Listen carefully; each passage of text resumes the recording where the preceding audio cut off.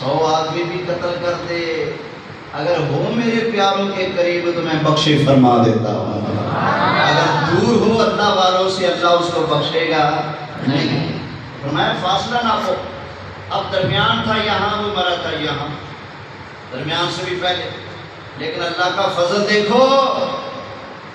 اور یہ سمجھانے والے مبلغوں کہ اللہ تعالیٰ اس رات میں کیسے بخشش کر سکتا ہے، وہ کیسے مہربانی کر سکتا ہے، ذرا سنو۔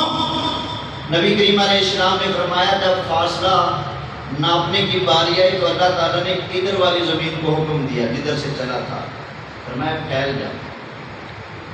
یہ زمین پھیلنے لگی، اور جدھر جانا تھا ادھر والی زمین کو فرمایا کہ تو سپڑ جا، اکٹھی ہو جا۔ اب ادھر والی زمین نے سمٹنا شروع کر دیا، ادھر والی زمین نے پھیلنا شروع کر دیا۔ فرمایا جب فاصلہ ناپا گیا تو اللہ والوں کے قریب تھا، اپنے گھر سے دور تھا۔